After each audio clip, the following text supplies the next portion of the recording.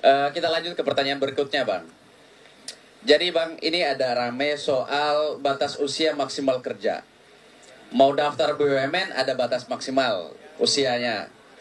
Gak cuma di BUMN, Bang, hampir di semua tempat kerja itu pasti ada batas usia kerja. Padahal kan kalau orang mau cari kerja, itu teman-teman di sini sebenarnya udah siap kerja, Bang.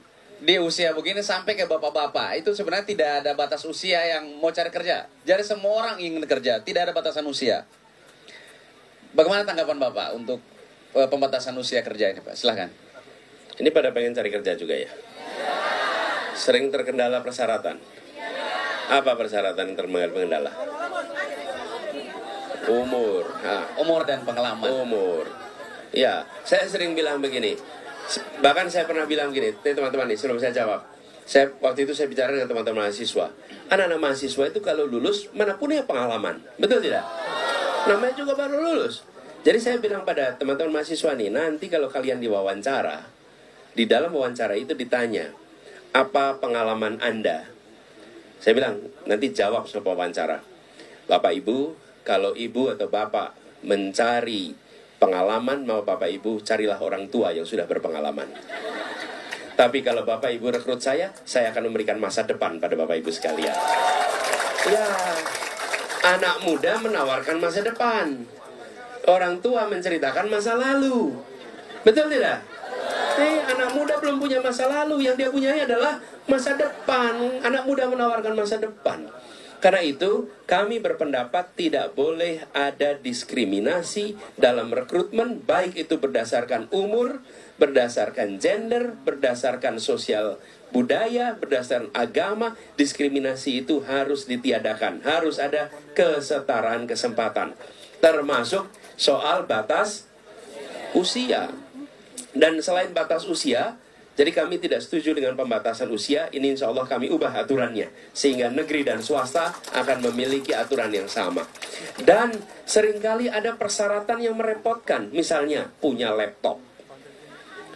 Punya laptop, kalau bilang punya laptop artinya gimana? Yang nggak mampu bagaimana? Yang kedua, punya mobil. Coba aja lihat persyaratan. Ada yang punya mobil, punya motor. Apalagi persyaratan yang sering aneh-aneh muncul itu. Kemudian ini semua kita ingin hapus. Dan kita tidak boleh ada blacklist, larangan pada kelompok etnis tertentu, larangan kepada mereka yang menggunakan pakaian sesuai keyakinannya. Gak boleh. Itu adalah keyakinannya, itu adalah haknya. Tidak boleh ada, misalnya tidak boleh berjilbab, tidak boleh. Siapa saja memiliki kesempatan yang sama. Jadi jangan ada larangan-larangan seperti itu. Kemudian tidak boleh juga harus mengutamakan suku tertentu. Jangan, republik ini sama untuk semua. Dan itu ada aturannya. Ada aturannya.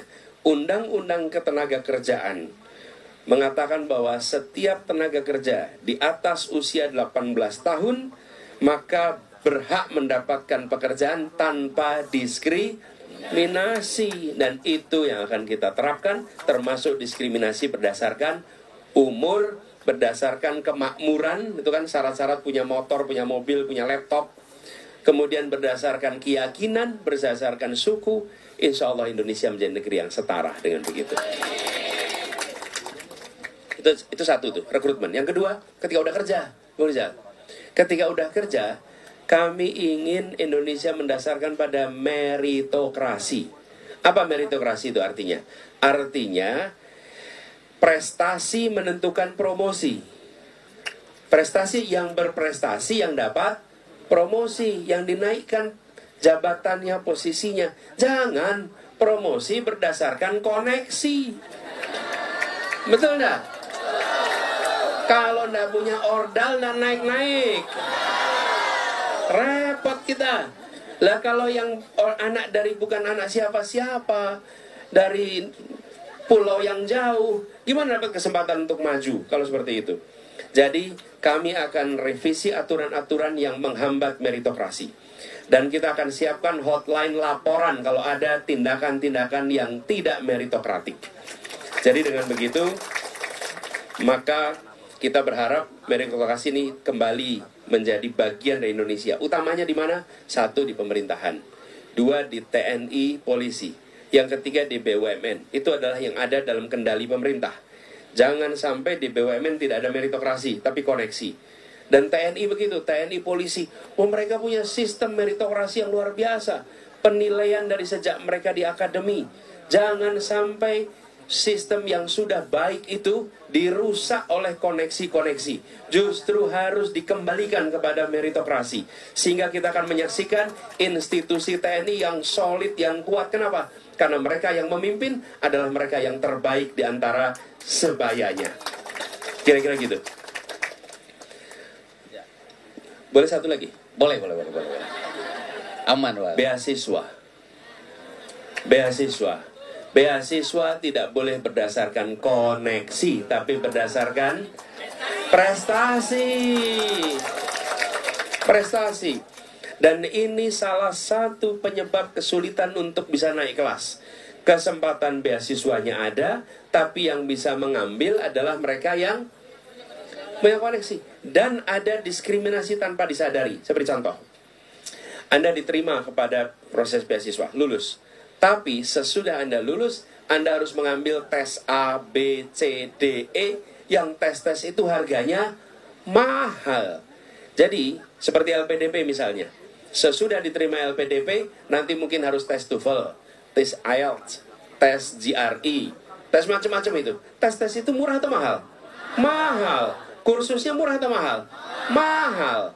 Nanti bila kami bertugas, itu semua menjadi bagian dari yang tanggung jawab negara, supaya anak-anak bisa ikut dalam proses seleksi itu. Saya adalah penerima beasiswa masa itu.